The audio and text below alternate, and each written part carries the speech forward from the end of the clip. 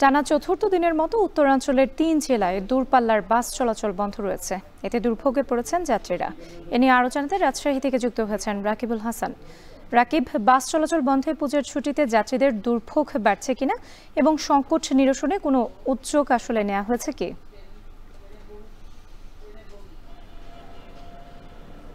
রাত্রে এখনো পর্যন্ত আসলে কোনো ধরনের উদ্যোগ আমরা লক্ষ্য করছি না, তবে ভোগান্তি তো অবশ্যই পড়েছে। কারণ চতুর্থ দিন আসলে রাজশাহীতে যে স্বনামধন্য 4টি পরিবহন তারা কিন্তু ঢাকার সাথে যে গাড়ি চালান সেটি আসলে বন্ধ রয়েছে।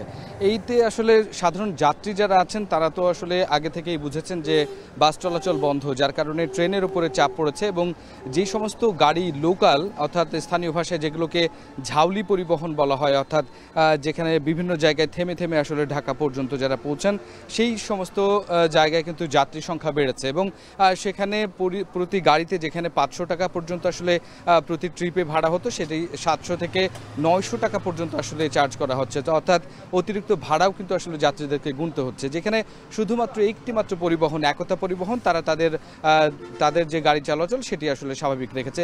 রাত্রে আপনি জানেন যে আসলে গত মাস থেকে আগস্টের 22 তারিখে আসলে যে মূল ঘটনাটি, ন্যাশনাল ট্রাভেলসের একটি গাড়িতে অতিরিক্ত যাত্রী থাকার কারণে তাদের যে মাস্টার ছিল সিরাজগঞ্জে, সেখানে যেই হেল্পার ছিলেন বা যেই গাইড ছিলেন রমজান, তাকে আসলে অভিযুক্ত করা হয় এবং কোম্পানির নিয়ম অনুযায়ী তাকে 1000 টাকা জরিমানা দায়ের করা হয়। পরবর্তীতে সে সহ পূর্বে যারা আসলে এই সমস্ত অভিযুক্ত ছিলেন তাদেরকে একটা করে এই আন্দোলনটি তারা শুরু করেন। তারা বলেন যে তাদের এই জরিমানার হার কমাতে হবে। পরবর্তীতে তারা তাদের ভাড়া এবং তাদের যে বেতন সেটি বাড়ানোর দাবি করেন।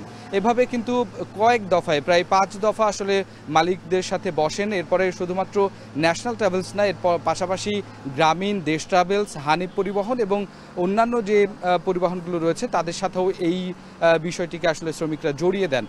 পরবর্তী সময়ে আসলে এই বিষয়টি নিয়ে নানানভাবে আলাপ আলোচনা হয়। সর্বশেষ কিন্তু 23 সেপ্টেম্বর তারা ঢাকায় বাস এবং ট্রাক মালিক ওনার্স অ্যাসোসিয়েশনের সাথে বসে এবং সেখানে শ্রমিকদের যে দাবি ছিল যে একতা পরিবহন যেইভাবে আসলে বেতন স্কেল সেইটি আসলে দিতে হবে, সেটিতে বাস মালিক ওনার্সরা একটা হলেও বা সেটিতে একমত হলেও পরবর্তীতে কিন্তু আসলে শ্রমিকরা আবারও সেটিতে অসন্তোষ প্রকাশ করে এবং পরের দিনে অর্থাৎ 24 সেপ্টেম্বর কিন্তু গাড়ি চলাচল বন্ধ করে এবং তারা দাবি করেন যে এই যে পরিবহনগুলো রয়েছে, বিশেষ করে ন্যাশনাল ট্রাভেলস, দেশ ট্রাভেলস, হানিফ ট্রাভেলস, এগুলো রাজশাহী থেকে ঢাকার উদ্দেশ্যে বাস চলাচলের ক্ষেত্রে তারা যে কোনো জায়গায় আসলে যাত্রী তুলতে চান এবং একই সাথে তারা তাদের যে বেতন সেটিও আসলে বাড়াতে চান এবং প্রত্যেকটা এসি গাড়িতে 2টি করে টিকিট আসলে অতিরিক্ত চান এবং সুপারভাইজারের জন্য যে নির্ধারিত আসনটি থাকে সেটিও তারা নিজের ইচ্ছায় আসলে বিক্রি করতে চান। অর্থাৎ এই যে পরিবহন মালিকরা তারা বলছেন যে এতে করে আসলে যাত্রীদের যে নিরাপত্তা সেটি আসলে বিঘ্ন হয়। রাত্রে আপনি জানেন যে